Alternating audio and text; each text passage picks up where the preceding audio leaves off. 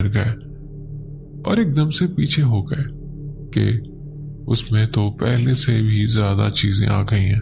मेरे भाई बताते हैं कि हम तुम्हारे पास आने की कोशिश करते थे तो तुम इतनी भारी आवाज में हंसती थी कि हम डर के पीछे हो जाते थे। बस मेरे अब्बू ही मेरे पास आए थे। मेरे अब्बू ने प्यार से पूछा कि बेटा क्या हुआ है। तो मैंने आगे से कहा कि कौन बेटा, ये तुम्हारा बेटा नहीं है, ये मेरे साथ जाएगी, मैं इसे अपने साथ लेकर जाऊंगा। तुम लोग जितनी मर्जी कोशिश कर लो इसको नहीं बचा सकते। मेरे घर वाले कहते हैं कि हम सारी रात पढ़ाई करते रहे। वो रात हमने बड़ी मुश्किल से गुजारी और अगले दिन मेरी आंटी का एक जेठ था, उसके पास परियां वगैरह भी थी। तो मेरे घर वालों ने उनसे बात की और उन्हें बुलाया। जब वो घर आए वो अभी घर में एंटर ही हुए थे कि मुझे पता लग गया। मैं बैठकर अपने स्कूल का काम कर रही थी कि मैंने बैठे बैठे अपनी सारी बुक्स फाड़ दी और मैंने एकदम से ऊंची आवाज में कहा, आपने इसे बुलाकर अच्छा नहीं किया। तो मेरी अम्मी कहती है कि मैं एकदम से डर गई और मैंने बाहर निकलकर तुम्हारे अब्बू को कहा कि वो अंदर बैठकर ऐसे बोल रही है। मेरी आंटी की जो जेठ है वो बहुत ज्यादा खूबसूरत और लंबी हाइट वाले हैं, उनका रंग भी बहुत ज्यादा सफेद है।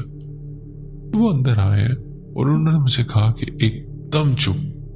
तो मैं वहीं पर चुप कर गई। फिर वो आकर मेरे पीछे बैठे और इन्होंने मेरा हाथ पकड़कर कहा, हाँ बताओ तुम्हें क्या मसला है। तो उस टाइम मुझे ऐसा लगा जैसे मेरे हाथ को आग लग गई हो।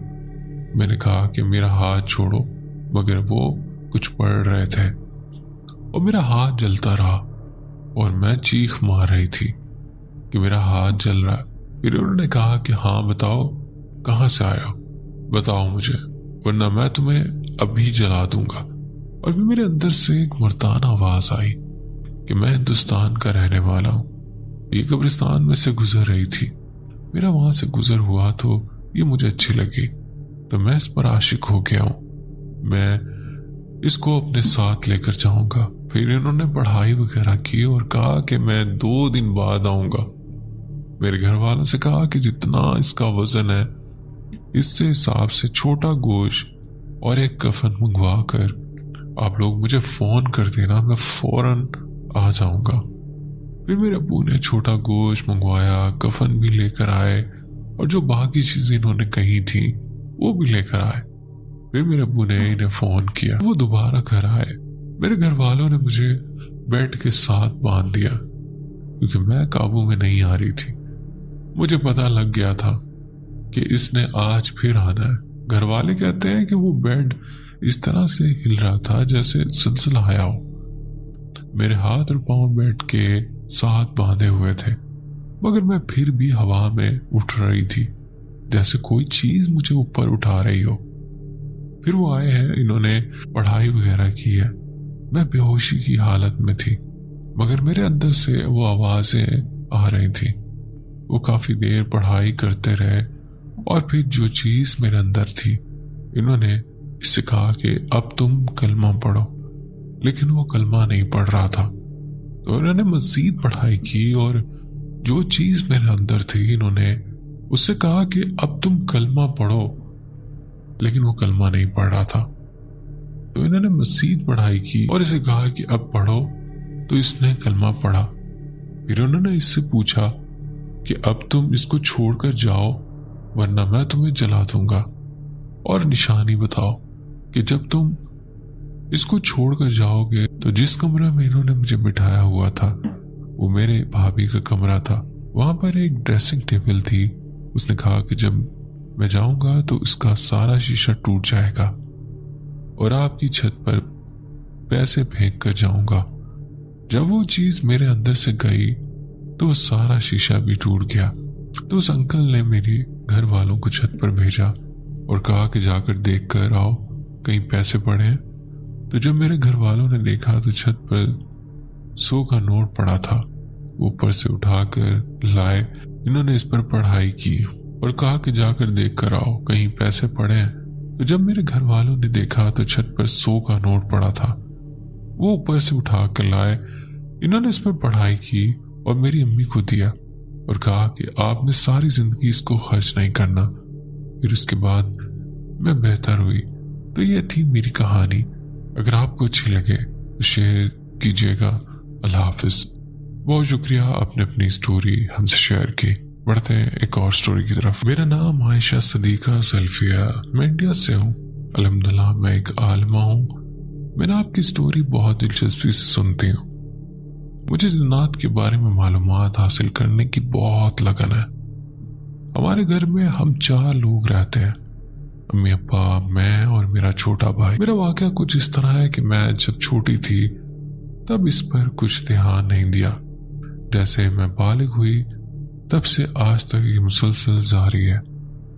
वो कुछ इस तरह, जिस घर में हम बचपन से रहते थे वहां हमारे अब्बू की छोटी बहन यानी फुप्पो का घर था।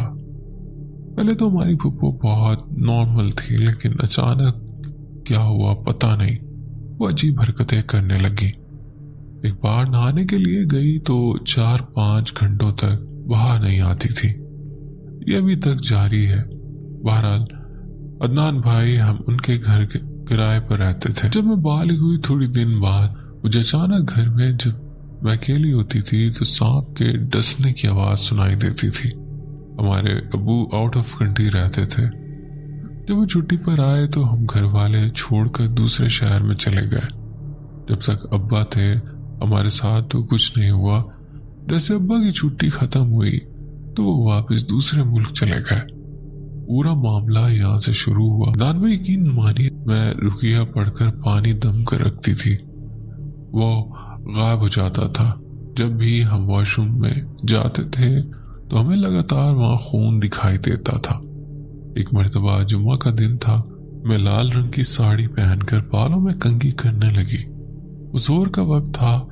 उसी दिन से मेरी तबीयत खराब होने लगी। वो लॉकडाउन का वक्त था। कोरोना की वजह से पूरे मुल्क में बाहर निकलना बंद था। फिर भी हम हमारे पड़ोसी में एक डॉक्टर थे, वहां इलाज करवाने लगे। 10 दिन हो गए लेकिन बुखार उतरने का नाम ही नहीं लिया। मुझे पेट में इन्फेक्शन भी हो गया। एक रात मेरे पेट में बहुत दर्द होने लगा। मुझे नींद नहीं आ रही थी। एकदम से मेरी थोड़ी आंख लगी। मुझे महसूस हो रहा था कि कोई मेरे बगल में बात कर रहा है। भाई यकीन करें, मैं देखती हूं कि एक सफेद रंग का पुतला खड़ा है, जिसके बाल नहीं, आंखें, बदन सब सफेद। उसी तरह जिस तरह वो सफेद पुतला था उससे आगे बढ़ने लगा। सफेद रंग के पुतले ने उसे पकड़ा और लड़ने लगा। कहने लगा कि बता तुझे किसने यहाँ आने की इजाजत दी। भाई उस दिन मेरी कैफियत मेरा रब जानता है कि कान में अजान की आवाज गूंजने लगी और एक कान में उन दोनों की लड़ाई। मैंने डर कर चीख मारी, मुसलसल आयतुल कुर्सी पढ़ने लगी। आखिर उसमें सफेद रंग के पुतले की जीत हुई। यहाँ मैं एक बात बताना भूल गई। जिस वक्त मेरे कान में अजान की आवाज गूंजने लगी वो वक्त रात के 3 से 4 के दरमियान था।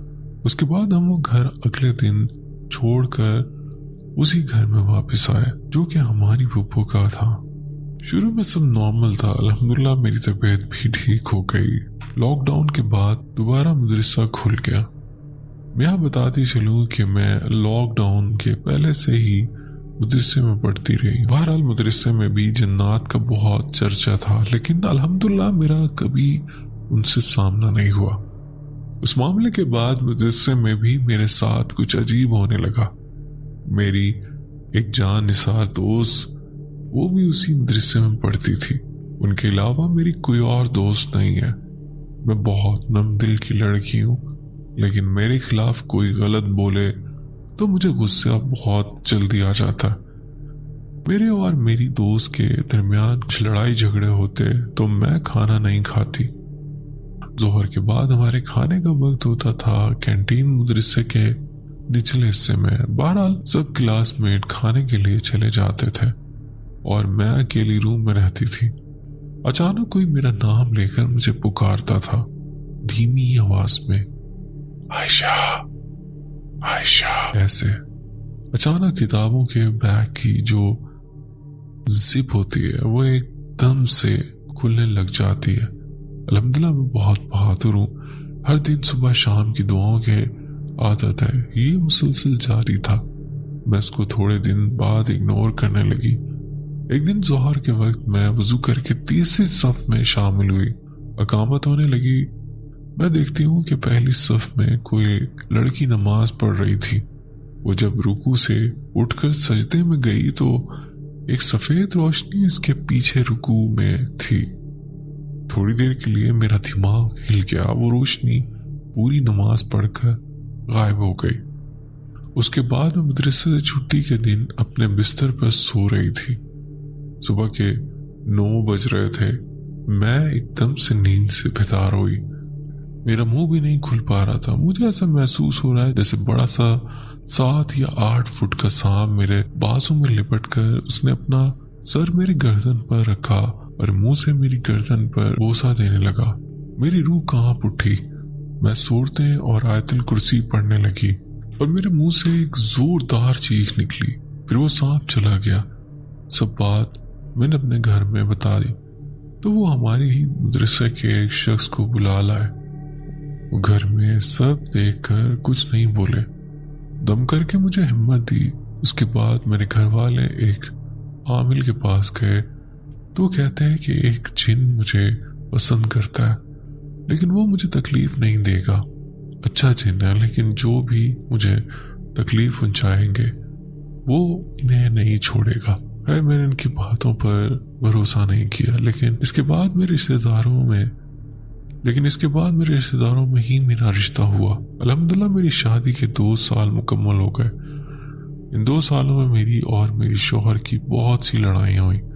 जब भी मेरे शौहर मुझसे लड़ते तो वो रात में डर के उठते और कहते थे कि कोई मुझे डरा रहा है, कोई मार रहा है।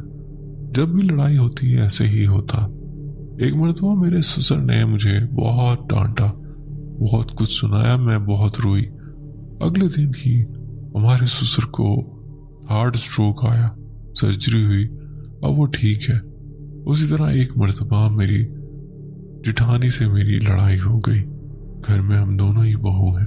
मुझे मेरे शौहर को लेकर इन पर शक था। वो मेरे शौहर को मेरे खिलाफ बहुत भड़काती थी। मैं बहुत रोई। 2 दिन बाद उनकी बेटी का पैर कट गया। अल्हम्दुलिल्लाह वो बच्ची ठीक है। मेरी सास के साथ भी ऐसा ही हुआ। पता नहीं ये मेरा वहम है या मुझ पर होने वाले जुल्म का बदला मेरा रब देख रहा है या ये उस जिन का काम है। अल्लाह बेहतर जानता है। अभी तक मेरी औलाद नहीं है। दुआ करें अल्लाह मुझे नेक औलाद से जल्द नवाजे। ये सब बातें मैंने अपनी दोस्त से भी शेयर नहीं की क्योंकि वो इन सब से बहुत डरती है। अल्लाह करे वो मेरी ये स्टोरी सुनने के बाद मुझसे डरने ना लग जाए। वैसे मेरी उस दोस्त के लिए भी दुआ करें। उनके बेटे की तबीयत भी खराब है। रब्बुल आलमीन मेरी दोस्त के बच्चे को जल्द से जल्द शिफा दे, आमीन। लेकिन अल्हम्दुलिल्लाह जब भी मेरी दोस्त से मेरी लड़ाई होती, इन्हें अब तक ऐसा कुछ नहीं हुआ। अल्लाह करे आगे भी ऐसा कुछ ना हो इंशाल्लाह, क्योंकि उनको कुछ हुआ तो मेरी जान निकल जाएगी। खैर ये मेरी कहानी थी। उम्मीद है आप इसे लाजमी शेयर करेंगे। बहुत शुक्रिया आपने स्टोरी शेयर की।